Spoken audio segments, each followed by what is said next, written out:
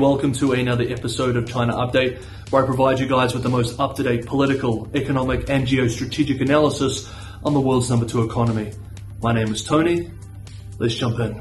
Okay, happy Thursday everybody. Let's start off with the economy, and first up we need to move through a few important updates related to China's ongoing housing crisis. According to non-official data published this week by China Real Estate Information Corp, total financing raised by the 100 largest developers, including by issuing bonds and equities, reached 101.5 billion yuan, $14.9 billion last month, up a massive 84.7% month-on-month and 33.4% year-on-year. Though we should note that financing for these 100 largest developers in 2022 as a whole was still down almost 40% year-on-year. This surge in financing demonstrates that many in the sector are now taking advantage of the credit taps we saw nervous Beijing policymakers turn on in Q4 of last year. We remember in November, financial regulators, along with other measures, allowed developers to issue more state-guaranteed bonds and lifted a years-long ban on refinancing in the onshore stock market.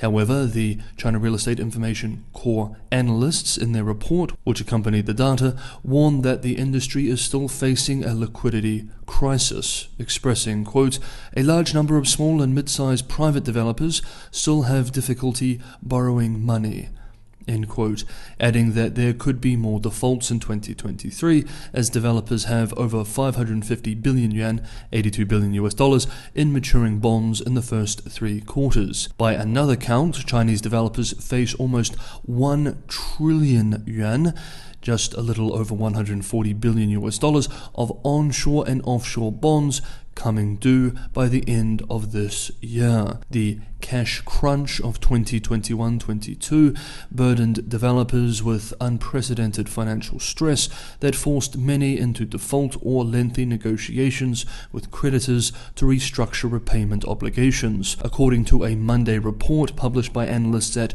GF Securities Co., in 2022, developers defaulted on just shy of 150 billion yuan, $22 billion of onshore bonds and $30 billion of offshore bonds, or more than twice the totals of 2021. Now, coming back to the China Real Estate Information Corp report, it also reiterated a point which we have been following for some time, that state-owned firms have disproportionately benefited from this ongoing crisis and the renewed state support in recent months, to the detriment of private actors. In a separate note published over the weekend by a group led by former chief economist at China Evergrande Group, who famously warned the hubristic developer in 2020 that it was heading for collapse, the analysts predict that state-owned firms and a small group of surviving private players will dominate the real estate market in the future. Meanwhile, more financing support is likely on the way. On Tuesday of this week, the People's Bank of China, China's central bank, and the China Banking Insurance Regulatory Commission directed major banks to, quote, lean forward, end quote, in extending credit to, quote, leading high-quality builders in 2023, end quote, and to help them improve their cash flows and balance sheets. The financial institutions were also urged by these regulators to provide financial services in, quote, infrastructure investment, smaller micro enterprises, scientific and technological innovation, manufacturing, and green development, end quote.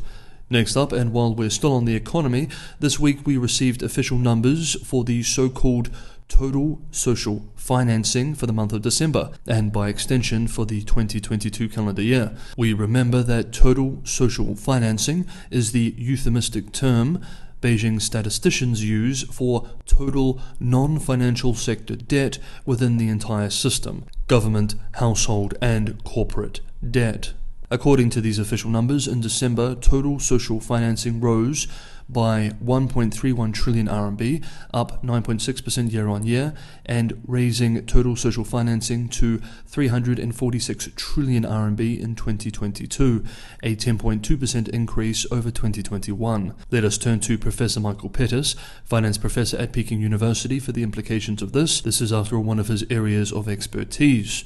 Quote, although a 10.2% annual increase in total social financing, the smallest increase since 2018, is one of the smallest increases in many years, given how little the economy grew last year, it nonetheless represents a substantial worsening of the country's debt burden. If nominal GDP growth this year turns out to be 3.5 to 5.5%, this implies that the increase in total social financing in 2022 was equal to around 27% of 2022's GDP.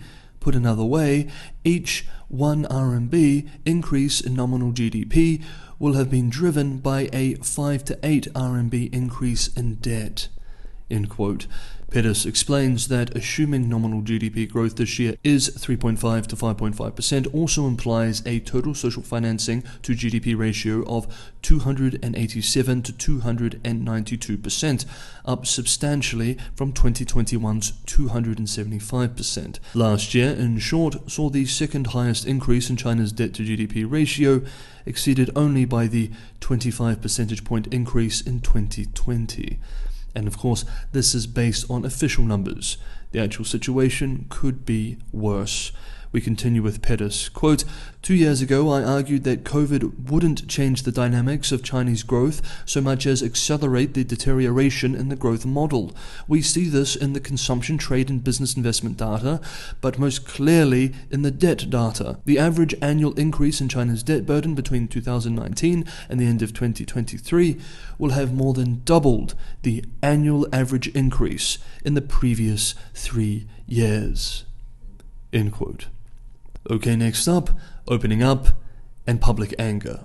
Hey guys, if you're enjoying the episode, don't forget to hit that like button. If you haven't subscribed yet and you have been watching these episodes, it's also a big help to subscribe and hit that bell notification so you're on top of these episodes when they're released.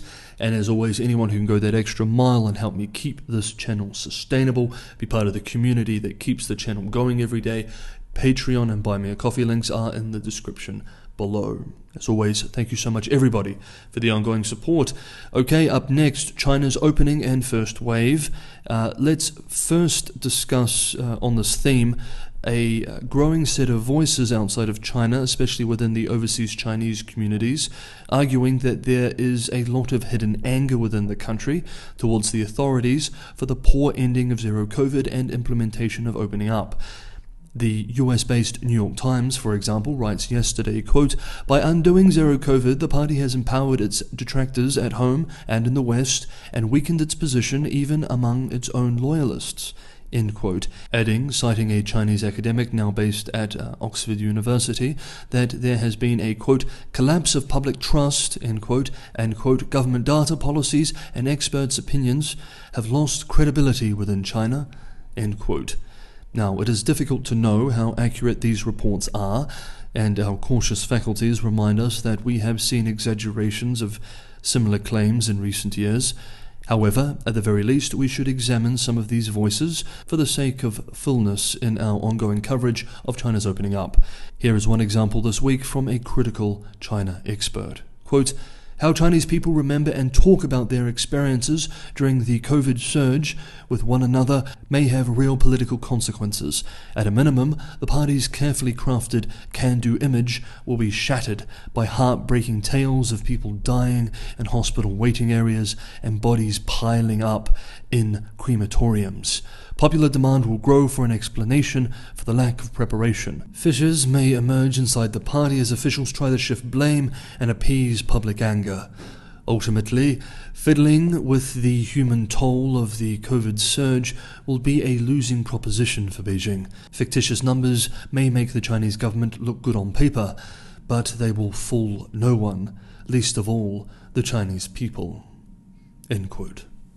Japanese financial media outlet Nikkei Asia writes yesterday that an expert who has long analyzed social trends in China calculates that the number of retiree deaths recently announced by universities across China are at least 3 to 6 times higher compared with the same period the year before. Yet another anecdotal sign that the real death rate in the country is many times higher than the modest official one. Meanwhile, we have more signs of activity returning to many major cities, a positive sign that the first wave has indeed peaked in these localities.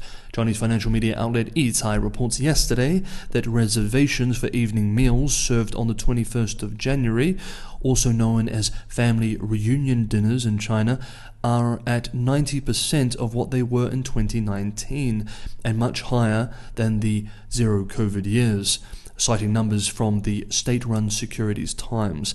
If these numbers are accurate, then this is an optimistic sign of returning pent-up demand. More evidence of pent-up household demand can be seen at the nation's airports too. Chinese financial media outlet Caixin writes today that, quote, airlines are struggling to keep up with surging demand for international travel as the Chinese government reopened the country's borders.